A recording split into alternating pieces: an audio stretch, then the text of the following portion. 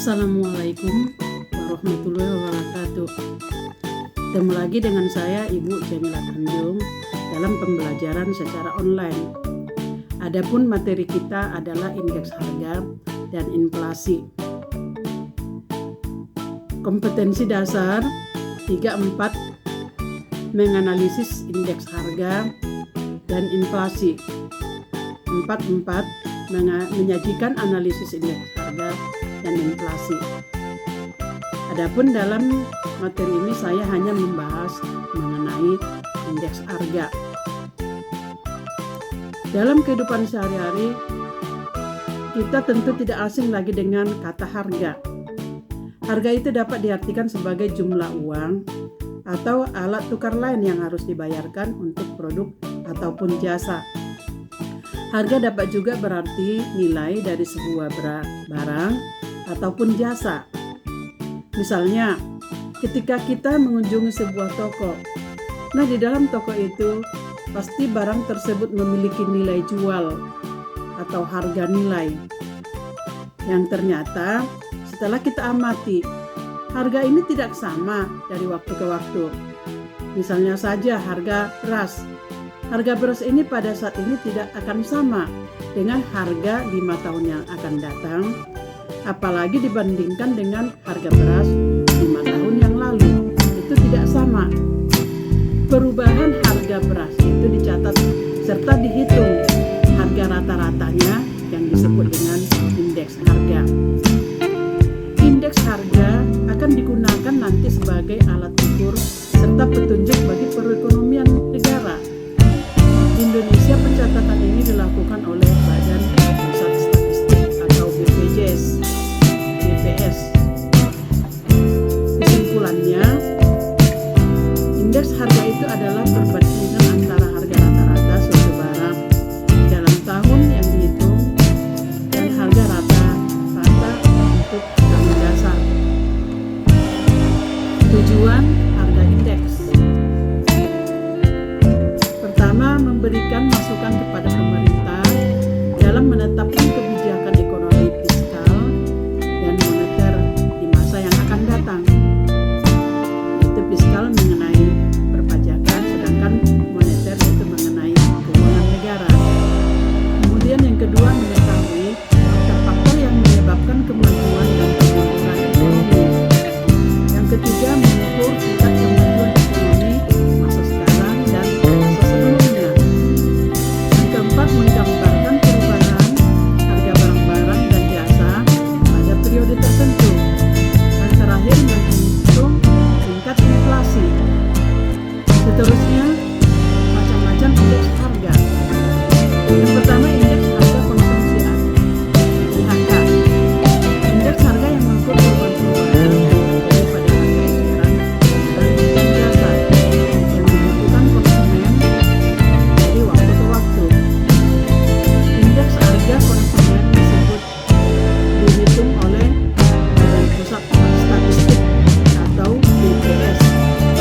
Barang yang dijadikan sampel perhitungan harga ini dikelompokkan menjadi 7 kelompok. Pertama, bahan makanan.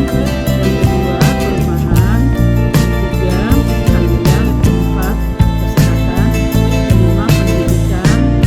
Keenam, rekreasi, olahraga,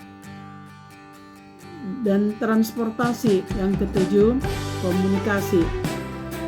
Kemudian yang kedua, indeks harga produsen atau IHP. Indeks harga perdagangan besar. Harga indeks yang digunakan dalam perhitungan IHPB adalah harga produsen. Indeks ini berguna untuk mengukur harga barang selama 2 periode. Barang yang diukur dalam IHPB adalah harga produsen. Ini berguna untuk mengukur perubahan harga barang-barang selama 2 periode. Barang-barang yang diukur dengan IHPB adalah bahan-bahan mentah dan barang jadi yang diperjualbelikan di pasar primer. Yang ketiga, indeks harga diterima dan dibayar petani. Indeks harga yang diterima dan dibayar petani adalah indeks harga barang yang dibeli dan dibayar petani. baik untuk kegiatan produksi maupun untuk membiayai hidupnya. Jika dalam indeks harga tersebut ikut dihitung pajak, gaji buruh, tani, dan bunga hipotek yang dibayar petani, maka indeks harga diperoleh disebut dengan indeks paritas. Terusnya, yang keempat yaitu indeks harga saham. Adalah indeks harga yang mengukur perubahan harga saham di pasar modal. Dengan melihat perkembangan indeks harga saham, para pelaku pasar saham dapat membuat keputusan tepat dalam kegiatan jual beli saham. Selanjutnya adalah metode perhitungan indeks harga. Indeks harga sederhana atau tidak tertimbang yang disebut dengan yaitu agregatif.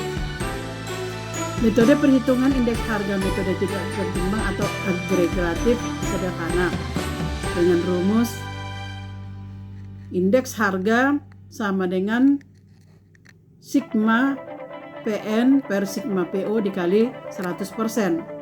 Yang kedua, metode harga tertimbang, yaitu metode tertimbang menurut Des-Peyres dengan rumus indeks harga yaitu sigma atau jumlah PN dikali Q